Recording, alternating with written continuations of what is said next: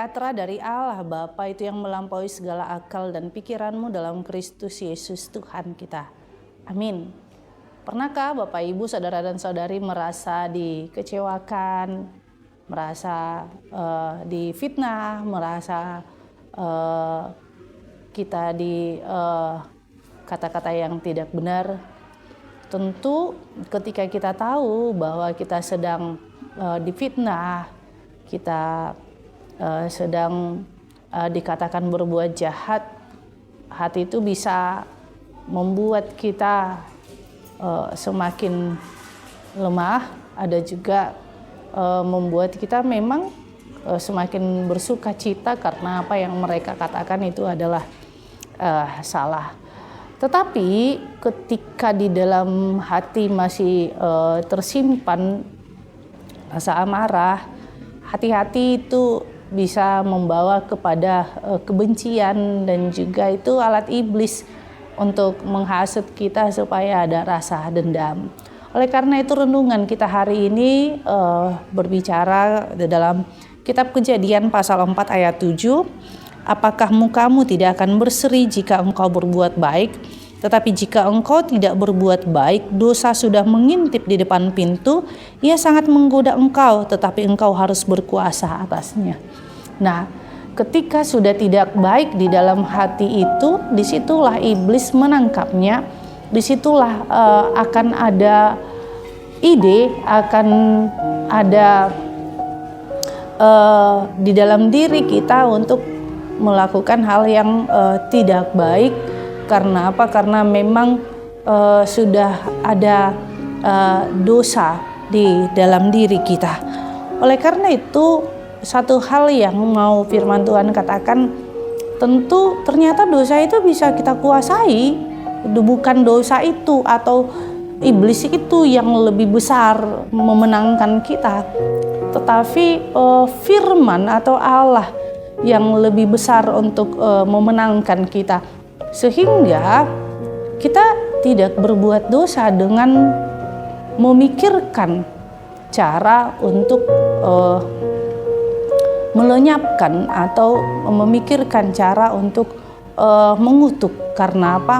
Karena Allah firman yang menguasai kita. Nah, di sini firman Tuhan, bagaimana kita ketika dikuasai firman Tuhan? Ketika kita melakukan yang baik, kebaikan itu yang lahir dari iman. Kebaikan itu yang lahir dari pada roh pengertian, sehingga kita mengerti bahwa tidak iblis yang menguasai kita, tetapi firman Tuhan. Itu yang terjadi di Tanah Batak ketika hari ini 7 Oktober adalah ulang tahun HKBP yang 164 tahun. Tentu sebelum Nomensen datang, sudah ada Munson dan Leman. Sebelum Munson dan Leman datang, sudah ada para pegabar Injil yang lain. Contohnya Hene, Klamers, Bels, dan Van Assel. Dan nama mereka lah yang menjadi nama dari HKBP. H. Hene, K. Klamer, B. Bels, V. Van Assel. Nah, apakah para penginjil itu yang dari Eropa membenci ketika kejadian Munson dan Leman? Mungkin ketika itu terjadi, ya tidak akan ada Injil sampai sekarang, tidak akan ada yang namanya HKBP. Tetapi di dalam doa daripada orang tua daripada Munson dan Leman, karena Munson itu adalah anak tunggal, dia mengatakan seandainya saya mempunyai anak dua, saya akan kirim lagi untuk ke Tanah Batak menginjil. Karena apa? Karena memang berbuat baik untuk penginjilan. Sehingga kita melihat bahwa penginjilan itu membawa dampak yang luar biasa kepada orang Batak. Maju dalam bidang pendidikan, maju dalam bidang kesehatan, maju dalam bidang perekonomian. Nah, sehingga kita melihat bahwa ya orang Batak itu disebut pendidikannya, sarjananya paling banyak, tetapi di dalam kesarjanaan itu mari berkarya, mari berkualitas. Oleh karena itu, sesuai dengan visi misi HKBP menjadi berkat, disitulah ketika HKBP mampu menjadi berkat bagi sesama, bagi orang-orang yang berbeda. Amin. Kita bersatu dalam doa. Terima kasih Tuhan Yesus buat anugerah-Mu, buat cinta kasih-Mu.